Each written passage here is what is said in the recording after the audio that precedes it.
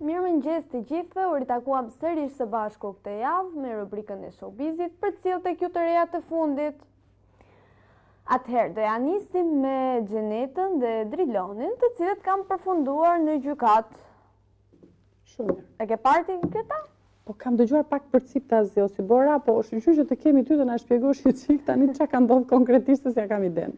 Atëherë, Xheneta pas ka regjistruar disa telefonata me Drilonin, në të cilët ai duket që kërkon në orare të vona të natës, ose të mëngjesit, orë të para të mëngjesit mund të themi, kërkon të takoj, i thot që ka marrë malli për të, tregon që se pyeti Xheneta edhe për Sarën, se Driloni dhe Sara kanë patur një marrëdhënie në Big Brother, të cilët duket se e kanë mbajtur jashtë, por Driloni e hodhi disi poshtë, sepse kur e pyeti Xheneta që po Sara na e ke takuar, pa kam takuar ashtu ta, ose se kam takuar fare, varet se si varet nga dita, sepse ishin disa telefonata të regjistruara.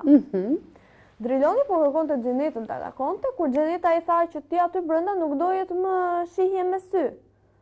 Driloni i tha që kështu e donte loja. Pa. Dhe po kërkonte ta takonte jashtë. Pra, sipas Xhenetës, Driloni po e ngacmonte. Xheneta tani publikoi këto telefonata. Driloni e ngacmonte, Xheneta bënte sikur s'donte. Po mbas edhe nuk donte vërtet, se me Driloni nuk është se i haj muhabeti shumë. Po mirë, ndodhin gjëra të tjera pastaj, pse mos ta provoj njëri jashtë brenda është gjë tjetër.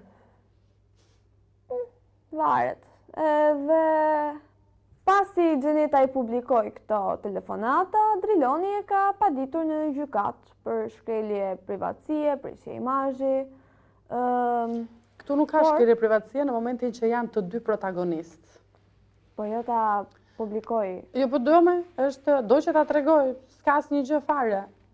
Është brenda normave, gjithsesi ai ka bërë vetë, po është një kërkesë që gjykata do rrëzojë, se në këtë rast do fitoj Xheneta. Si bora, unë nuk mundem dot të bëj publike një moment tëndin ku unë nuk jam e përfshirë fare. Kjo është thyerje privatësisë. Ama nëse ne të dyja kemi një debat ku ti tregon aty gjendje jo të mirë psiqike etj dhe unë e publikoj, jemi të përfshira të dyja. Për sa kohë jemi të përfshira të dyja, është drejta ime për ta publikuar. Ama në momentin që unë nuk jam e përfshirë në një situatë tënde, aty është thyerje privatësisë.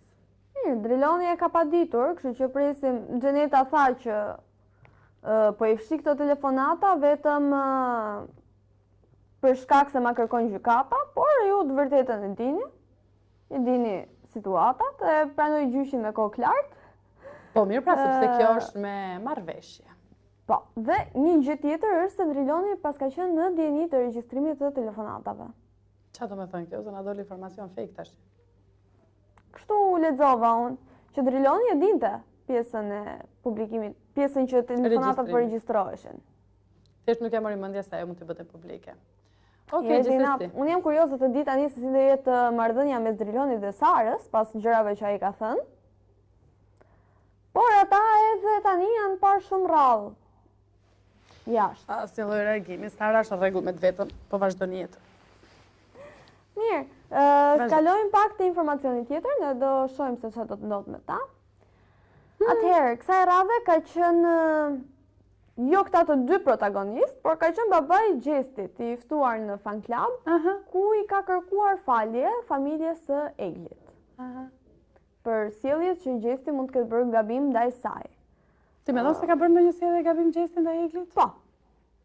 Po, këtë e di, kemi diskutuar. Puna nishanit, puna që realisht tani unë nuk e di Gjesti ka apo jo ndjenja, po në momentin që Egli largohej, ai e tërhiqte. Në momentin që Egli afrohej, ai e largonte. Si bëra. Ka luajtur pak, pa aty brenda ashtu është loja. Bravo. Prandaj dhe ai nuk është penalizuar nga kjo gjë, ama babai i Gjestit i kërkoi falje familjes së Eglit dhe unë e vlerësoj këtë gjë, mua më duket. Po mirë, ai ndjen atë dhimbjen e një prindje, kupton, përballë të gjithës kësaj, por nuk mendoj që Gjesti është kaq fajtor saqë mund t'ju kërkoj falje atyre. Është një lojë të cilën Egli e ka pasur vetë në dorë. Nëse do bëni një paralelizëm të situatës Loredanës dhe atë që bëri Jozi me Olën, mendoj që është një ndër gjërat më të rënda që Gjesti nuk ja ka bërë Eglit deri tani. E kupton? Pra nëse një mashkull ka një lidhje me mua dhe po brenda një kohë shumë të shkurtër thotë nuk të dua më ty, që kemi çuar edhe sa ata edhe kurorzuan. Tani okej, brenda lojës po ishin të martuar aty brenda dhe ai shkon edhe shfaq pëlqim për një vajzë tjetër. Dhe Lori e ka kaluar këtë situatë me shumë klasë, domethënë, pavarësisht vështirësive, se ka pas të lehtë, por ama në asnjë moment ajo nuk u dorëzua apo të bëj për ndjekse si puna e Eglit. Egli ka qenë për ndjekse më i motër dhe posesive në maksimum, ajo nuk e bëri në asnjë moment këtë gjë. Dua të them se vajzat këtë Big Brother më kanë surprizuar. Jo, më kanë surprizuar. Loredana për shembull nuk më pëlqente fare në fillim. Dhe tani është bërë një nga personazhet e pëlqyer. Po. Tani është bërë një ndër personazhet të cilët flitet për finalista. Po. Është përfolur për finalista. Që në fillim të programit unë nuk e mendoja Loredanën si finaliste, deri para se të dilte Jozi. Pas daljes së Jozit, Loredana ndroi 180 gradë. Dhe më pëlqen ndryshimi i saj. Pra, nga Loredana u surprizova për mirë. Edhe nga Egli u surprizova. Nëse e kujtojmë, kemi folur këtu në studio që Egli për një javë, pas hyrjes së saj, do ndronte qendrim, por jo, nuk ndroi. Deri tani duket se ka ardhur me të njëjtën mendje. Kohë gjatë. Po ti u habita? Rëndësika që është qetësuar. Jo, nuk jam habitur, sepse kur e shikoj në përprajme, prapë vazhdon të ma shpifi. Është po e njëjta ignorante me diplomë, domethënë. Flas për marrëdhënien e saj me Gjestin. Po nuk ka lidhje, po mirë me dakord, ka ndryshuar marrëdhënien me Gjestin, po ç'a po jep lojës? Tani nuk ka vajtur atje për të ndërtuar marrëdhënie me njerëzit. Ato kanë hyrë vetëm, do dalin vetëm, njësoj si sta Laerti shumë bukur. Tash ju thoni sa jo tradhoj Valbonun, kam hyrë pa Valbonun këtu. Atë çmimin unë do ta marr vetëm, nuk ka lidhje. Mirë, po ne po flasim për pritshmëritë tona si shikues. Po lojën, po mirë ma ajo mund të kishte kthyer lojën në favorin e saj. Thjesht ka ndryshuar marrëdhënien me Gjestin apo situatën për të prishur, për të rregulluar imazhin që prishi më herët. Kështu që nuk është në lojë Egli deri tani. Edhe Danja më ka surprizuar për keq. Sepse e prisja femër me shumë klasë, deri ku klasën e mban ajo, po kohët e fundit ka rreshqitur disi. Po çfarë të bëjmë, duke ndajtur mbyllur aty trashët e robi. Nëse vazhdon të jetë sërish e kujdesshme me fjalë të përzgjedhura, tamam me sjellje femërore. Po të kishte luajtur i çik, mirë do ishte edhe ajo. Po e bën ajo lojën e saj, po e bën në mënyrë të shëmtuar. Mirë, kalojm pak tek informacioni tjetër. Si po flisnim për Danjën, Xhibani kësaj radhe ka folur për Danjën, ka thënë se ka qenë i dashuruar kokë e këmbë me të, por sa më shumë isha i dashuruar me të qenurit i dashuruar, pra me ndjesinë e të qenurit i dashuruar. Gjithashtu ka treguar nëse ka patur apo jo kontakt me të dashurin e Danjës.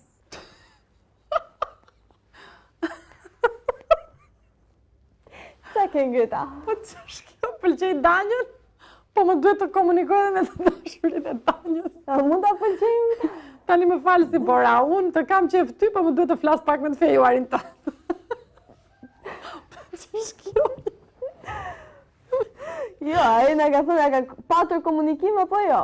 Po pse do të komunikojnë?